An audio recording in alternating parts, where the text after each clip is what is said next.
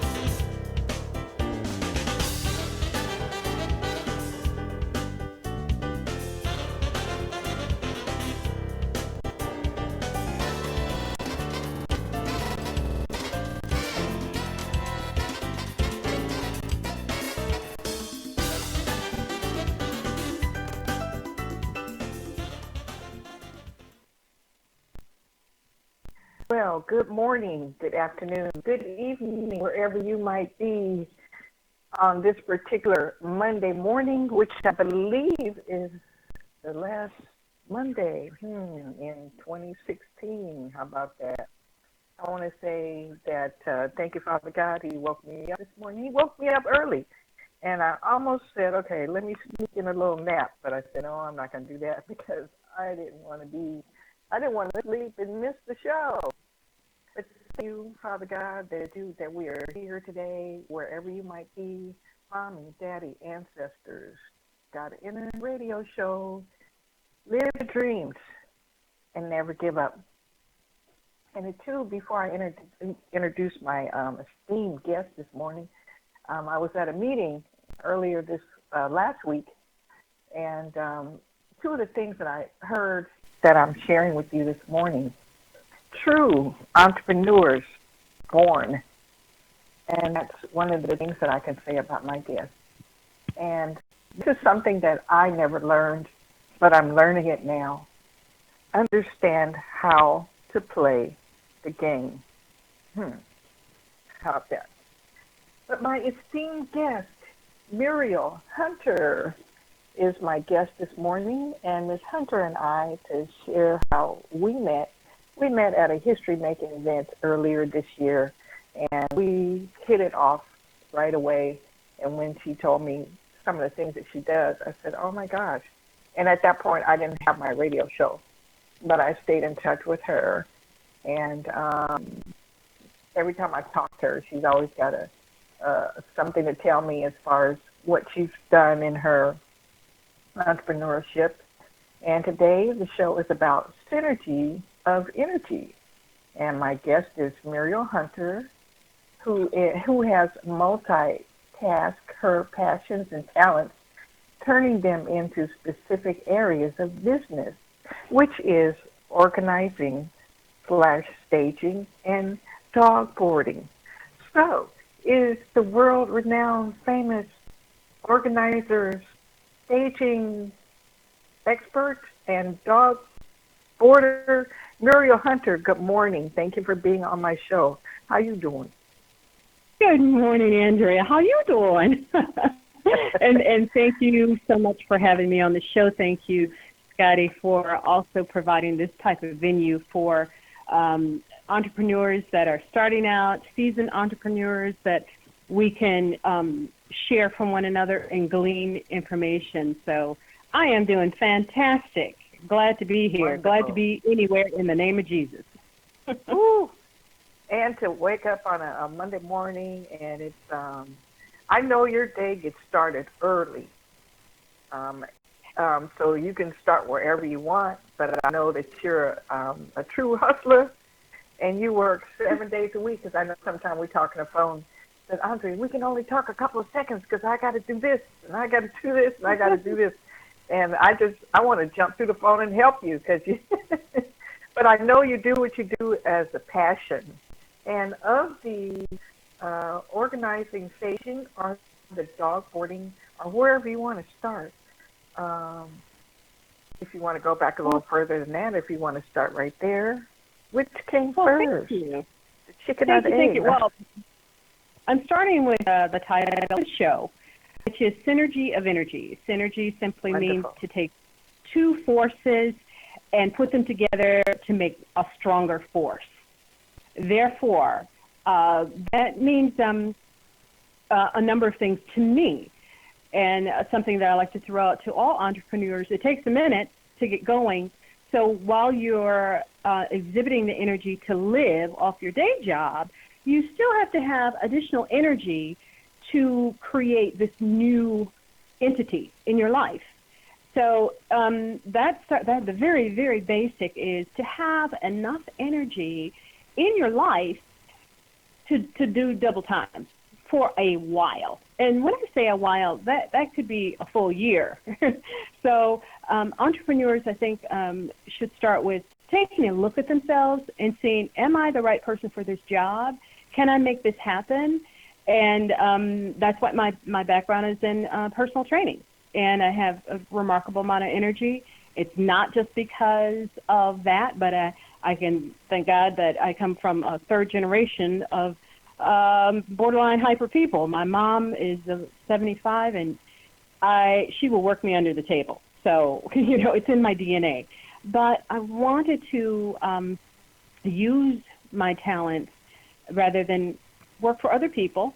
I need that security, that little security blanket. We do need to have that for a pretty decent period of time until you're established, because when you go to make a purchase and you say, I'm an entrepreneur, they have a vision of the guy standing on the street corner, washing the windows as you go by. So you have to have the proof. So starting with energy, eat right, sleep right. I am up pretty much between 5 and 5:30 every day, and that's because I go to bed at 9:30, so I have enough energy to do what I have to do for my classic 16 to 18-hour days. And when you do what you love, it's not a job. It's not a job, but you need to have the strength to do it. So, the basics, eat right, sleep right, learn how to de-stress. Having an entrepreneur career, it can be remarkably stressful, but there are things that are called good stress. There are certain types of stress that will help you live longer. We've only heard of bad stress, but stress can work to the good. So as long as you see production in your stress, is not a bad thing, but you do want to have ways to de-stress. So starting with who you are, having the strength, having the energy, having the discipline, and being organized.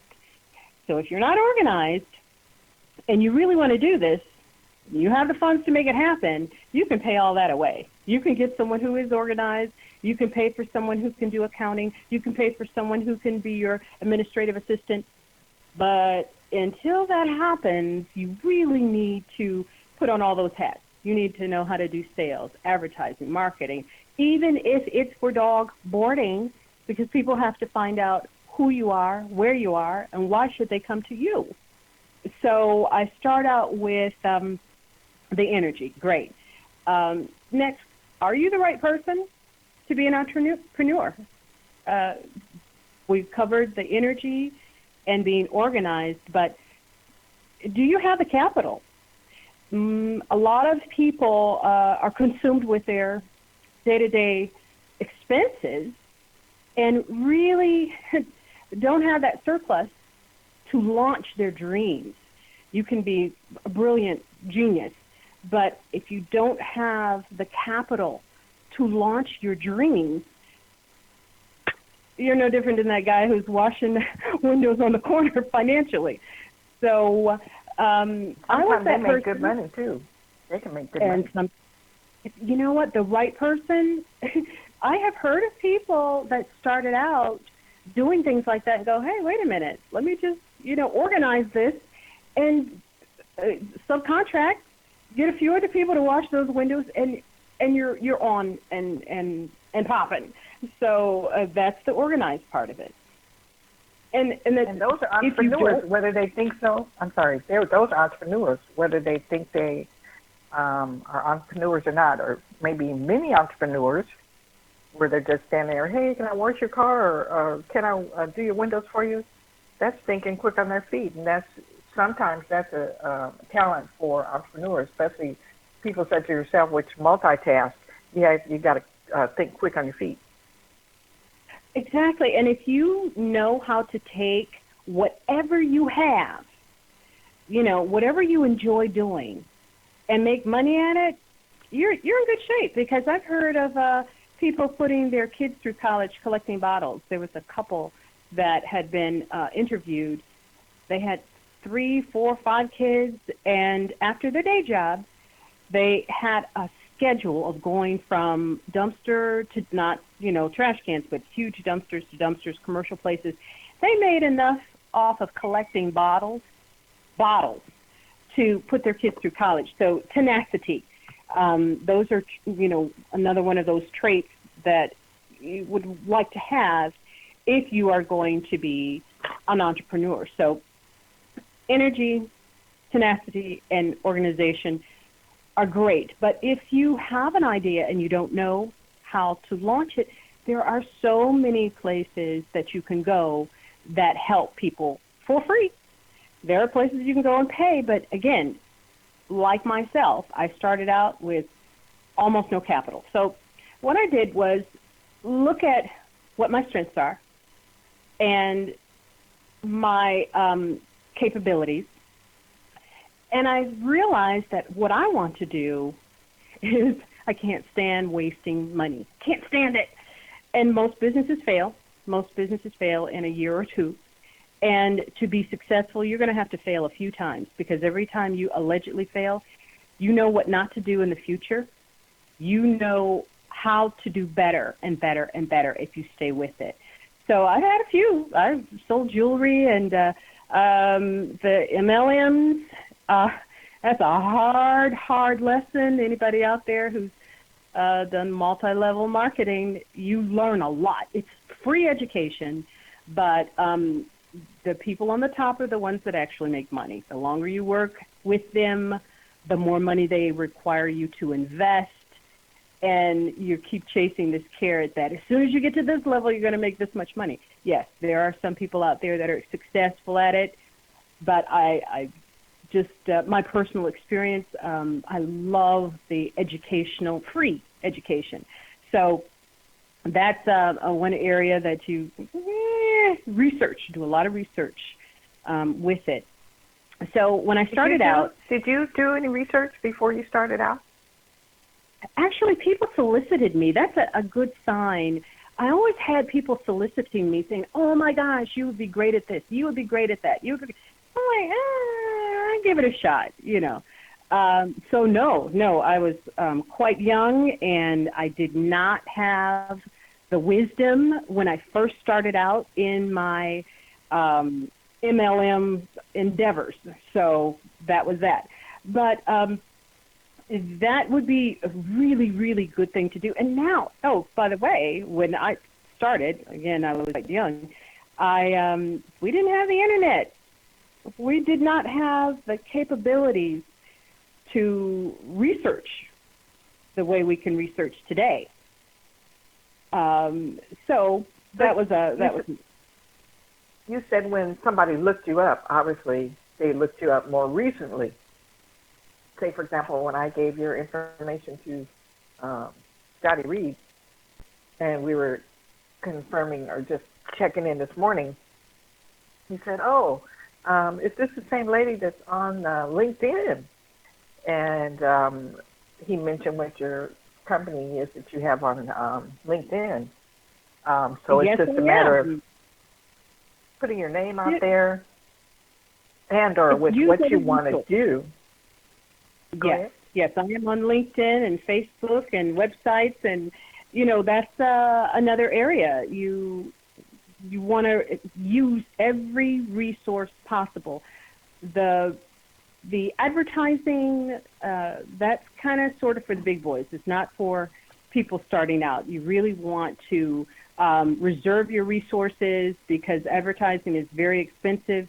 You need just the smallest, 3 lines of ads could be $600. So you want to absolutely take your money and invest it directly into the business and see where it's going before you start spending money on things like advertising. And guerrilla marketing is the most important thing anyway. You know, just word of mouth. Your reputation is what's going to have the biggest impact on your clients. When someone who knows someone says, "Oh my gosh, you know, this person is amazing," then you have credibility. And that's hard. That's the tough part. To get your branding through credibility. And I'm sure that your reputation, because as you do work for your clients, they go back and they tell 2 friends, and they tell 2 friends, and they tell 2 friends, and before you know it, your phone is ringing off the hook. You have emails coming from everywhere asking for your services, and you found a niche, and you've expounded on it, and also tying it into passions, things that you love. So would you recommend that someone do the same thing, that especially if you've heard the old saying, do what you love and the money will come? It's been said many, many times, and that is how it works. Actually, my career's found me. But some people don't really know what they love. You know, they're so caught up in their daily life and work and family, and they're not really sure. And this is what I did. I went to the library back in the olden days. I went to the library. I started reading up on entrepreneurship, how to do what you would do best. So you do a little evaluation of your personality. Do you like to work with numbers? Do you like to work indoors, outdoors, with people, without people, and so forth? And once I looked at that, who I am and my personality type, then your resources. What type of revenue do you have? It costs a little money to start up even service. So because I can't stand to waste or lose money, I decided that I would go into a service industry. Therefore, I wouldn't have inventory stock. I don't have to have brick and mortar. My overhead could be a virtual office, a virtual secretary, a virtual address. I had an idea of how I would be able to do the business without losing a lot of money. So if you have a product that you love, or you're an inventor or you're a manufacturer and you have something, it's going to cost a wee bit more capital. Therefore, 101, you start with a business plan. And the business plan can be pricey, but now you can go online and get templates, and you can get things for very cheap or free. You can go to a community college and do a class almost for free. I think it's $50, which is an investment in your business, because you want to see your own your business plan. You want to have some type of idea of the structure of what you're doing from the beginning, the middle, to the end, which the financial end is the most important part, because that goes to the banks, and they have to be totally convinced that they're going to hand over all this money, and there's a good chance of them getting it back. So even if you don't invest, need an investor, everybody does, but if you can't get one, initially, you need to have in writing your plan of action. So a business model will kind of tell you, okay, here you are now. These are the steps you're going to take to get there, and so forth. So that's what I did. I put my business plan together. I realized I wanted to do it with the least amount of capital, because I did not want to pull money from our household. I wanted, in fact, for a full year, pretty much every dime I made, I put it back into the business to keep it going. So that's why I went into a service industry. So those are just like the like the very basic steps. Your business license, your DBA, it's going to take a few thousand just to get you up and rolling, unless you are a .com e-commerce business, which is, blowing up. But then you still have to know how to market yourself and have something that is competitive. So what's competitive about me is that I give my heart and soul. I go all the way. I start with the organizing, because that's who I am. I'm pretty organized. I'm always able to get a number of things done at one time, and I'm so time conscious. I'm always looking for a way to do whatever I'm doing the fastest and the most cost-effective way. If I'm doing dishes, I want to go, how can I get this done as quickly as possible in the most cost-effective way? So that was just a very good trait to have as an entrepreneur. And that's where my organizing fell into place. When I grew up with real estate, third-generation real estate person, my grandfather had a number of properties that he bought and sold. They call it flipping now, but he would keep them for quite some time. And my mother did it, my sister did it. So I ended up being volunteered to go in and help paint and promote it and advertise it and do all of the things that a business owner would do for free. So I got my free training, but I realized that we always had these deadlines to get people in, got to get them out, got to get them in, got to get them out, and as quickly as possible and as efficiently as possible. Therefore, kind of started out when I was very, very young. So I heard you say free training. In other words, with the staging and the organizing, that's called on-the-job training, kind of, sort of. Yes. That's what you've done, on-the-job training. And sometimes that's the best way to do it, on the job. You can't go to high school and get a degree, I don't think so, for organizing and staging and dog grooming. I don't think so, but I'm not sure. But that sounds like the best way that you did it was you on-the-job training, which they used to call OJT. Yes, well, and still do. And I would even say into something that you think you really, really want to do, which I thought I wanted to be a nurse, right, when I was very young. And I said, okay, great. I'll be a nurse's aide in the hospital. I'll be a nurse's assistant in-house, just to see how it goes. Oh, my God, did I save myself a ton of money. It's grueling. It's grueling work, and hats off to all of the nurses out there. Oh, my gosh, I want to just cry, because they work like slaves. They're far more responsible for saving a person's life and maintaining quality of life than the doctors. They write the prescriptions and tell the nurse, go do it, get it done. So they work really, really hard, and I found that out, fortunately, over a course of a couple of years, that, I want to have a life. And these are extremely selfless people, because I've worked double shifts and they would still ask me to come in just for a few more hours. So therefore, I knew that was not for me, because I wanted to have a family and a life.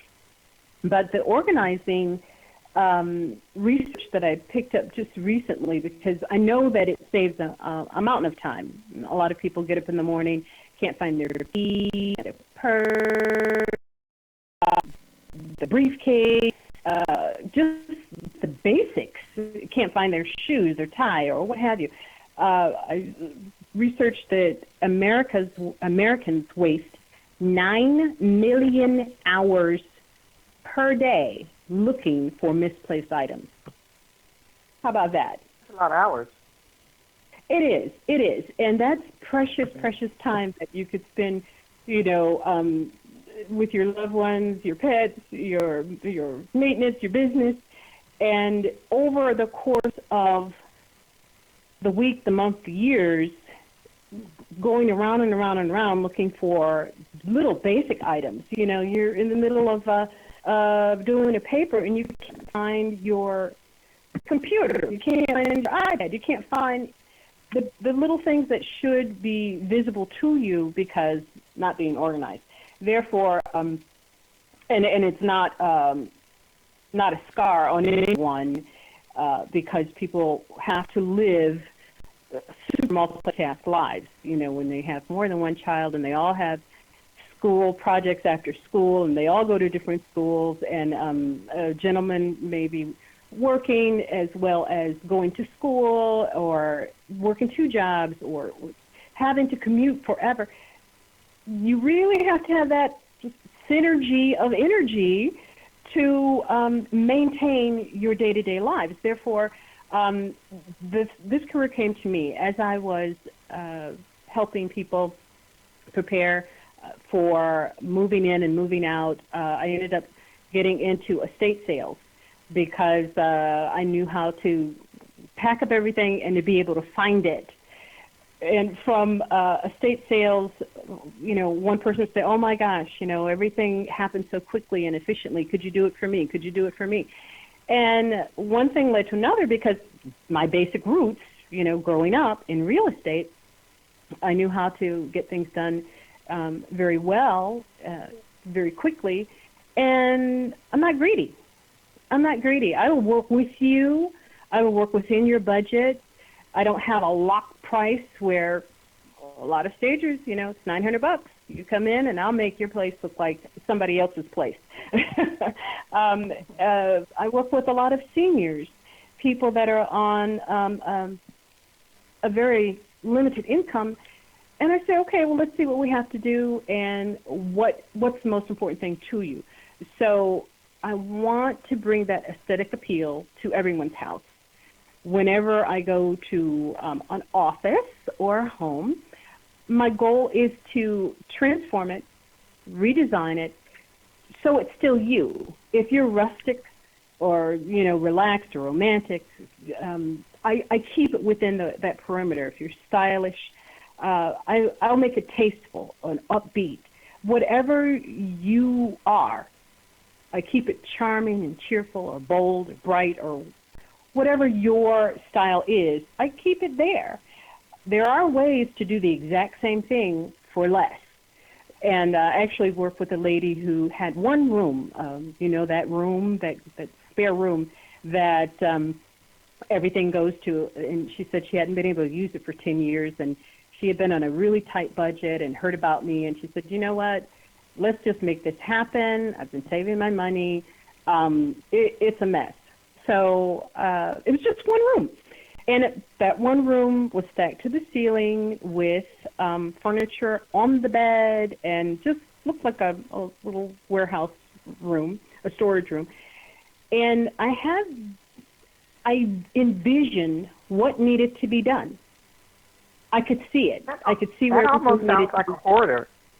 It almost sounds like a hoarder. I had a number of hoarders. Which is a whole different ball of wax. But I was able to charge extra for that? Well, yeah, that's a process. It really is. But first of all, this woman had the room in disarray for 10 years. I had it organized in 2 hours. Wow. Did she? Let me ask you this. I didn't mean to cut you off, but this is kind of an interesting question because a lot of people were finding out because there's even a show by that name. Yes. Once you see, do you do a consultation first, or you go in and then? Okay, so do you charge more for people that are, quote unquote, in a hoarder situation? Yes, it's $99 for a consultation. Particularly if no one admits that they're a hoarder, because a lot of people don't. It is a condition, and they don't realize that they're in that condition.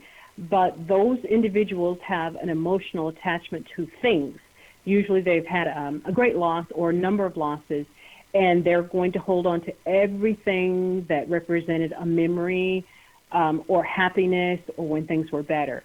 So that's a big job. That's a process. It could take weeks. It actually took me 6 months to work with one hoarder because I'd work for a week, and then it would take her 3 weeks for me or a month for me to come back, and it could take days just to do a single room.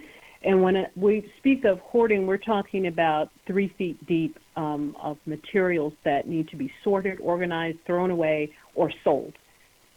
And the one lady had clothes from the 1950s, and I was able to pack up in... Are you there? Muriel, can I stop you Yes. right there? We are at the bottom of the hour. It's already been half hour. Remember, I told you it was going to go real fast. Well, I want to, we got to take a station break, but you're listening to today's Entrepreneur, and this is your host, Andrea James. We'll be back in just a moment. Stay with us.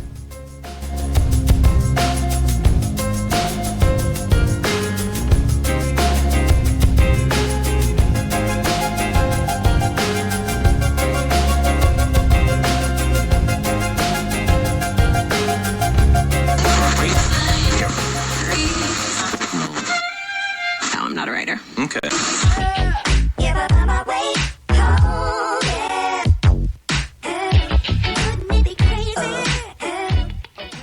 Black Talk Radio since 2008, providing new black media for the masses.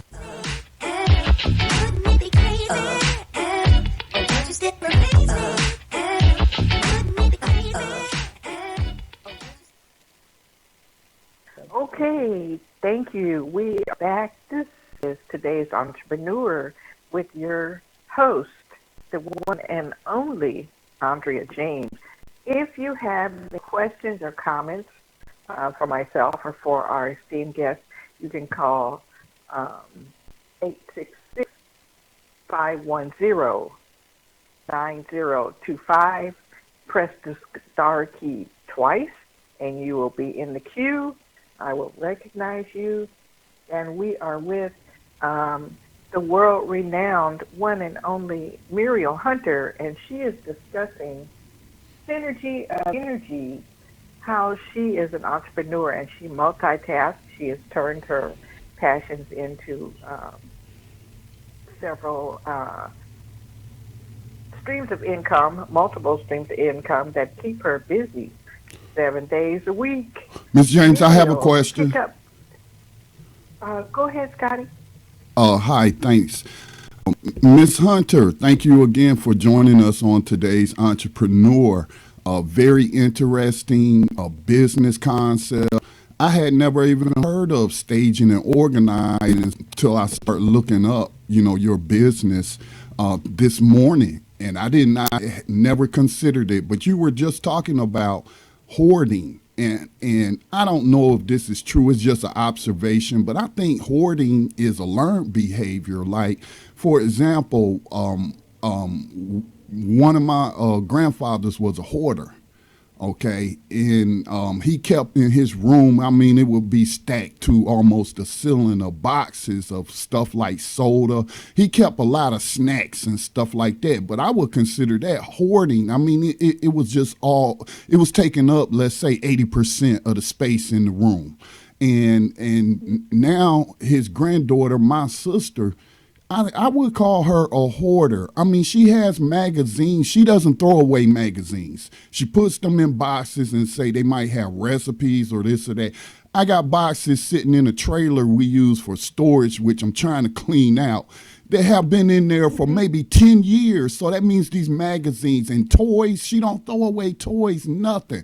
Now, clothes, I do understand keeping clothes, because you can reuse clothes, resell them. My daughter keeps a lot of clothes, but toys and furniture that you're not going to use, that really needs to be thrown away. So, and I kind of think she got that from her grandfather, possibly.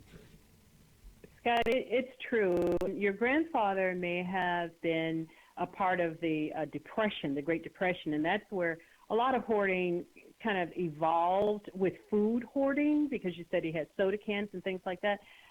When there were rations of food and food was extremely limited, once things got good, my grandfather was a part of that, although he didn't get into the hoarding, but he had a pantry, a walk-in pantry with 20 kegs of flour and sugar, and it was a store. He'd have a half a pig hanging up there, He never wanted to be low on food. So the seniors tend to have that hoarding trained, like you said, because their parents may have been a part of the Depression, and then it can perpetuate. Then there are those that may have been extremely poor and realize I will never be poor again. And even if they couldn't buy jewelry or clothes or cars, they would have surplus food or extra of things that they don't really need. And it's a symptom. So typically, just when you see someone who is holding on to things, if they've had a loss of a loved one, if they've had some type of emotional issue in their life, it can come out in hoarding. And hoarding is remarkably unhealthy. There's a lot of things that, a lot of funguses and viruses, and that's why it is much more expensive to deal with a hoarder. And I am one of those rare people that will do a room at a time. Most people look at that and go, bulldoze, flat fee. But we'll work with what you have, and then they have a tough time of letting go. When you're working with a hoarder and they are in the same room, then everything is important to them. Therefore, you have to have a nice long evaluation, and you need a support system where someone can say, hey, listen, you show me what is valuable to that person. Their pictures, they may have 5 boxes of pictures, but that's okay. We'll keep the pictures. Let's get rid of the Coca-Cola bottle from 1975, because it's not valuable, not as valuable. It's not collectible value yet. So yeah, it's tough.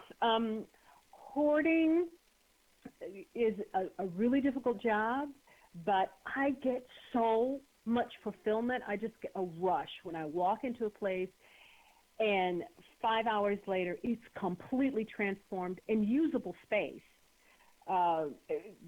When I go into a dwelling, and it is far more common than one would think, and it can happen so easily, particularly with someone who has a lot going on in their life, whereas they'll say, oh, I'm going to get to that, I'm going to get to that, I'm going to get to that, and the house becomes barely livable because they're trying to keep up with everything else. My kid has to go to this special class or that special class, or I'm going to keep taking these workshops, or whatever it is that takes you away from that. But if you can't find what you need in your daily life, that creates stress. That's a stress that you don't need. That's not a good stress. When every single day you keep going, oh, I can't find anything. That's not good. So, yes, I will deal with hoarders, but I try to nip that in the bud, and we call it organizing when I will go into a dwelling that has 2 to 3 times the amount of materials that they need, and we're going to sort that out. We're going to put stuff in boxes that you want to keep. We're going to stack all that up and put names on them and labels on them and say, hey, that's either going in the garage or going off to storage. That's a third. Then there's probably a third of things that you didn't know existed that need to be in the trash. And then let's think about maybe a portion of that you could donate and give it to someone who really, really needs it. And I point that out. And some just go, oh, I bought this on my honeymoon in 1970, and my husband had it special made for me in China, and they have all this emotional attachment to it. But you can say, you know what, there's someone who could really, really use it and appreciate it, and it never even crossed their mind. So, there's a percentage of things that you may be able to encourage them to give to someone else who's less fortunate. Okay, so now you've got more than 50% of that dwelling space that's usable space, functional space, and that's just for someone who's not even a hoarder. So that's something that goes hand in hand with my staging. The staging, you would have someone that would come into a dwelling, apartment, a house, whatever you want to sell, downsize, or maybe you want to do a B&B, an Airbnb, rent space out. You want that place to look generic. it can't look like Scotty's place. It can't look like Muriel's place. It can't look like Andrea's place. It's got to look like whoever's going to move in their place. So there should be nothing that's extremely personal. It should look beautiful and generic. So when I am working with realtors or independently, I don't always work with realtors, if someone is trying to sell their house, they're going to sell their house at least 50% faster.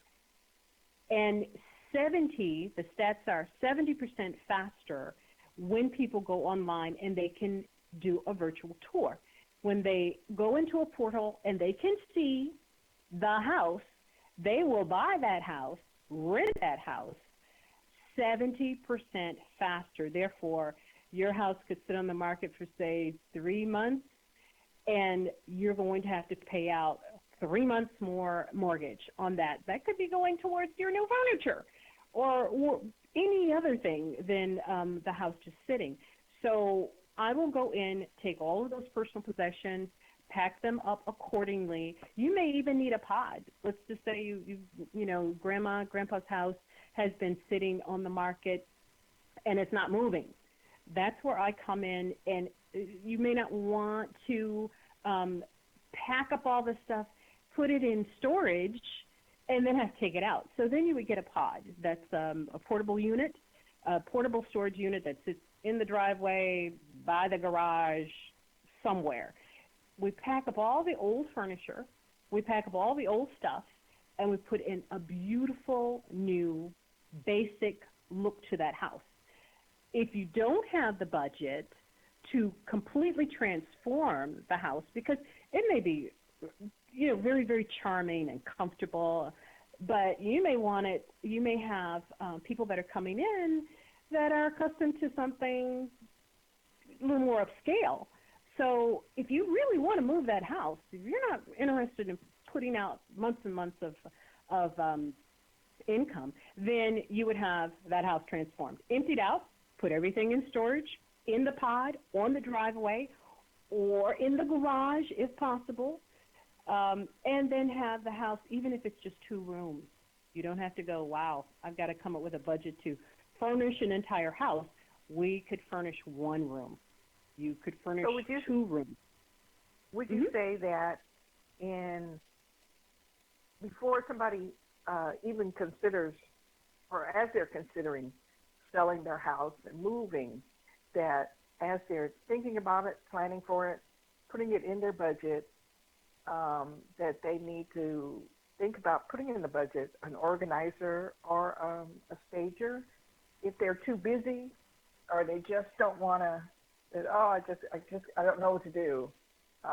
That's staging or organizing is an amount that they have to put aside in their budget. Yes, and that can actually come out of the sale of the house too. So there are ways where that's incorporated into it. But when you're in the process of leaving one place, going to another place, your mind is on a dozen different things, and that's one of those things that could kind of be overlooked that will really make your life flow much smoother. So if you don't have the budget to have furniture brought in, you could have someone like myself come in and just redesign exactly what you have, get rid of all the extras, and make it beautiful. So it's definitely worth, it is absolutely worth. In fact, some of the biggest realtors on Shark Tank promotes having your dwelling stage. Now, I'm talking about selling your house. Let's say you want a renter. Let's say you want to start an Airbnb, which is great income if you're bold enough to have strangers live with you on a weekend. You may have a standalone guest house or something of that nature. That's got to look awesome because these people may have come from, something that's a little more current, a little more stylish. So fresh eyes on the project would be great. The nice thing about me is that you can get an organizer and a stager in one. Those are 2 separate entities that are pancakes and syrup. I mean, they go together. If you don't have the price of one. Pretty much. Pretty much. But you know what? Let me ask you this. Because I'll be honest with you. You said yesterday, oh, Andrea, that would be a long time. We have about 10 minutes left. So what I need you to share with me now and our listening audience is how you incorporate the other passion that you've turned into my baby, entrepreneurship, which is dog boarding. Dog boarding. Okay. You obviously have to be an animal lover first in even considering being a dog boarder. Yes, you do, because they're children. They're little ones. They need time and energy. I have special needs dogs. I have a dog that's blind and deaf. I have dogs with separation anxiety, anger issues. They are a little four-footed, furry people. And if you don't have the patience for them, they have accidents. I rolled up all of my Persian rugs. They're stored. I have hardwood floors, and mi casa su casa. I'm not that person that has a doghouse outside. I'm a strong believer that we took them out of their environment and their life, so they're now a part of the family. The dog boarding happened, again, organically. I am that person that just about every week, but definitely every month, I scoop up a dog that's running around loose. I put him on Facebook. I call the neighbors. I keep him at my house until someone can find them.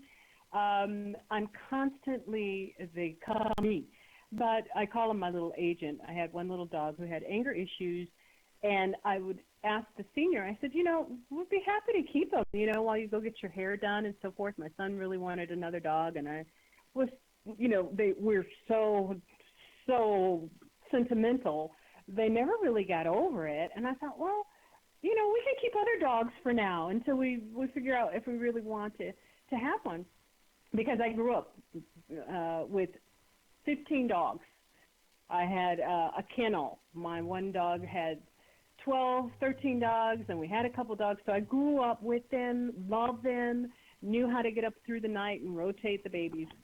And so one thing led to another, and I ended up watching the neighbor's dogs and another neighbor's dog. So, oh, my God, that dog was such a nasty little dog, mean, tiny little, I'll eat everybody dog. And I trained him. I just trained him. I taught him manners, and it just perpetuated one after another. And I thought, then I did my research.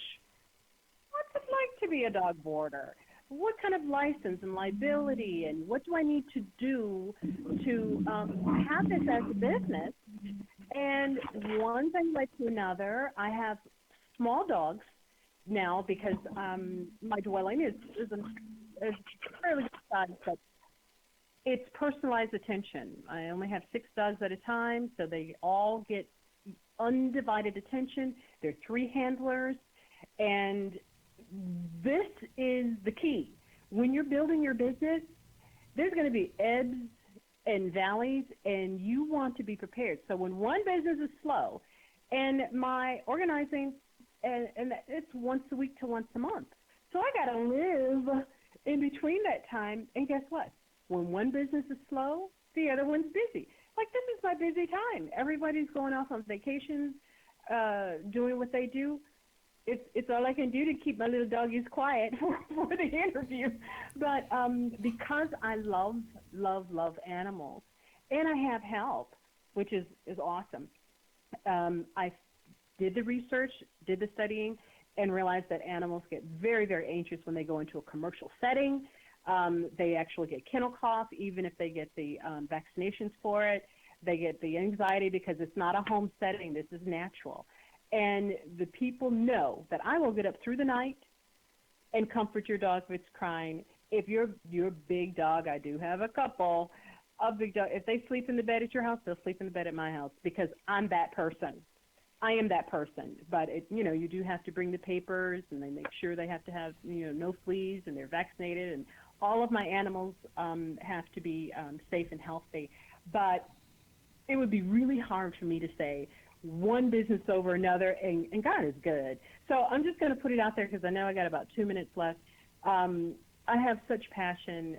I can hardly ever see an animal that's hungry or stray. And I'm asking you to think in terms of the scripture that says, when you've done it to the least of these, you've done it to me. So, and I think, what's the least but these little gods, spelled backwards, dog, that brings friend, right? so much joy and pleasure. Absolutely. So, there's also scripture to say that, when you're entertaining angels, and I almost think that these little guys are sent here just to make our lives better. Therefore, if they're, for the holiday spirit, if you see a stray, just bring him in and feed him. If you know of anybody, an elderly person, someone who's lonely or by themselves, just bring in that little guy you see him shivering in the cold. Bring and feed him. Help him get a home. Miss Hunter? I can't say enough about my little guys. So, yes, I love the animals, and I do have a boarding. I board here personally in my home. I'm in Altadena, so most people in this area will bring their pets because it's easy to get to and pick up. But if you're going on that long-term vacation and don't want to wonder and worry, will my dog get loose? Will my dog get attacked? Will my dog get the attention? I have an expert site that has oodles and oodles of recommendations. I'm also on rover.com, which is a 15-page application with a background search attached to it. So I am a registered, certified, bona fide dog lover. Do you have? We have just a couple of minutes. Miss James, I'm sorry. We did have someone earlier who entered themselves in the queue. I want to go to that person, give them opportunity to ask a quick question. We have about 3 minutes left in the broadcast. 248. Did you have a question or comment you wanted to ask right quick? Good morning. Welcome to today's Entrepreneur. Okay, maybe they had there, maybe they had unmuted themselves by mistake. Please continue. Okay. Well, Muriel, what would you tell somebody that wants to? Before we do that, any contact? How can someone contact you for your organizing staging or dog boarding services? They can contact me directly. My email address is KIMUDAN@gmail.com. That's KimUDan@gmail.com. I have a website on rover.com, ROVER.com. Just look for Muriel Hunter. And you can feel free to call me directly at 626-399-8639. One more time, it's 626-399-8639. And I would love to hear from you, and God bless. Thank you so much, Scotty, for having this venue, and Andrea, I really appreciate sharing with you today. Well, I've learned so much, and every time we talk, and you share with me what the dogs that you had that day or the staging that you're doing and it just it amazes me. You're the first person that I've met personally that has pulled both of these jobs together or even doing it full time. So I commend you that you've turned your passion into entrepreneurs. But before, I want to thank you from the bottom of my heart for being on my show today. The last show in, I believe, 2016. What a way to go out and being a true entrepreneur. Are you cut out for it? And I want to say that for those who are interested in being a part of today's Entrepreneur in the future, please text the word TALK to 323-672-4949. Text the word TALK to 323-672-4949, and you will be added to today's Entrepreneur text list. Well, we're at the end of this 60 minutes of today's Entrepreneur with your host, Andrea James. I want to thank my guest, Muriel Hunter. I want to thank Scotty Reed, my technical director. And in closing, I want to say there again, true entrepreneurs are born. And if you are thinking about being an entrepreneur, there are so many things that you have to consider. But don't be scared. Don't be scared. Get out there and do it because you just never know how far you can take yourself and surround yourself with those people that know more than you do and learn from them. And on the job training, I say, is the best and get paid for it while you're learning. But as we close out this morning, I want to say breaking chains of poverty, creating bonds of prosperity, and stay in the black financially by any legal means necessary. This is your host, Andrea James, and you've tuned in to today's Entrepreneur. You're not here by mistake. And 2017, I'm just getting started. So when you tune in 2017 on the 2nd of January and beyond, please have paper and pen ready because you will want to take notes because I am here to serve you and I want to inspire you, meaning my listening audience, with information that you can take away in being today's entrepreneur. So everyone, I appreciate you from the north, the east, the west, and the south, and we will stay in touch. Today's entrepreneur is people that run the small businesses of our country. We are the catalyst, we are the glue that keeps this universe of business going. Again, this is Andrea James and today's entrepreneur. Muriel and Scotty, I thank you for having a wonderful, informative show. And we will see you on the other side. Until next time, this is ways to make money and think outside the box. And don't be scared to be an entrepreneur. This is Andrea James. Thank you for listening. Take care.